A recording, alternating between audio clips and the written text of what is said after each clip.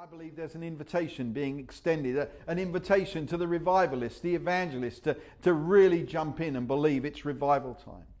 Or an invitation to the reformers to recognize it's Reformation time. Or an invitation to the creatives to recognize it's Renaissance time. Or an invitation to those with a call to government to recognize that it's time for Judeo-Christian principles to be restored. It goes back to talking about what time it is. You see, all of you watching this will be spurred on by one of these in particular. Yes, some of you, you'll be excited about them all, but which is the one? That's my challenge to you. Is there one of these that stirs up something inside of you? And what will you do about it? Do you have a stirring for revival? Do you have a stirring for reformation? Do you have a stirring for creativity? Do you have a stirring for government? It's a clue to what time it is for you. And this is our time. This is our moment. We got chosen before the foundation of the earth to live at such a time as this. And I believe our world is offering an invitation. I believe our churches are changing and transitioning to raise up big people who discover who they are so that they can step into these invitations to be world changers and history makers. And so, purpose. Question mark, lost purpose. Passion, question mark, misdirected.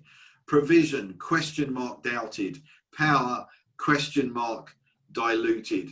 And the questions this week are going to lead you in the direction of focusing on what you need to do in these four areas. I really want to just release a belief that there are people on this call and there are people that we lead who are going to be, they're going to be doing things out of this season that bring solutions, whether it's to their family or wider than that as we really teach this and believe this, we have the mind of Christ. The geniuses like Elon Musk, they're made in the image of God. They don't have the mind of Christ. So we have the mind of Christ, thinking, solving, inventing. I know that overlaps into others.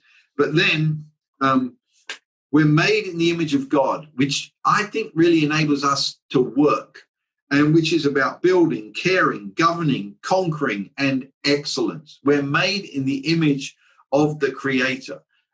And I'm just really, my passion this week is for us all to be aware that we have the resources and we have the power. This is what we have access to.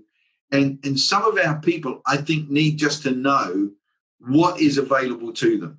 The greatest challenge that you face as a leader, the most difficult leadership task, is not leading your most difficult church member or the problem on your elders board or the financial issues. None of those are your most difficult leadership challenges. Your most difficult leadership challenge is leading you. In my case, leading me. Actually, you leading me is relatively easy. I'm not a bad employee, but me leading me, that's the greatest challenge of my life.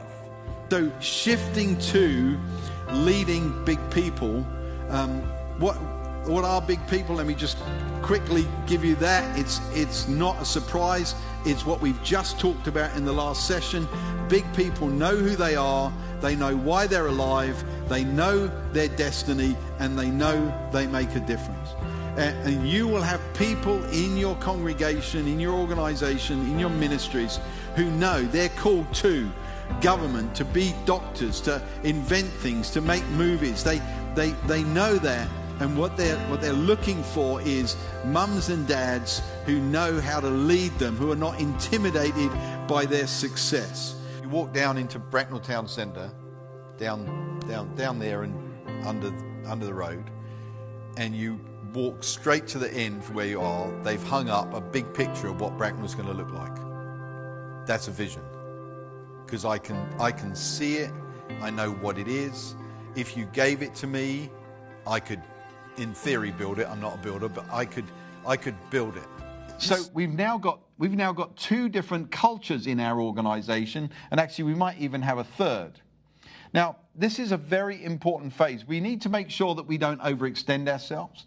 We need to make sure that we protect what made us famous. We need to recognize that there are different cultures. But there's another piece that's very, very challenging, and that is because each of these worlds now is actually going to develop a microstructure of this second phase here. This structure now is existing here. So we've got some challenges in this phase. We've got the challenge of two different cultures. We've got the challenge of protecting our product. But we've got this other challenge, and that is that no longer do mum and pop do everything or know everyone that does everything, because these people down here, they're not in contact with. They might not even have recruited them. And so this is a very important phase. So here, mum and pop did everything and knew everyone, but here, their team is really this team. This is their immediate team, and then these teams are emerging here. And that's why these three heads of functions or departments are vital. They must be sons and daughters who serve the Father's vision. If not, there is a very real danger that the organization will divide up. And so you can see there are a number of threats. So increase feels like, oh, increase is amazing. We want increase. We just want to grow, grow, grow. But actually, what you need to be thinking is, what is the next stage of growth? And what do we need? What people do we need for that next stage of growth? There's so many choices now. There's hundreds of choices. But somewhere alongside of that is this fear of making the wrong choice. And this is back to the last session, that we need to be leaders who know who we are, why we're here, where we're going, what the impact is, so that we can raise up people with that same degree of confidence, especially when we're apostolic, especially when we're sending people out into this world.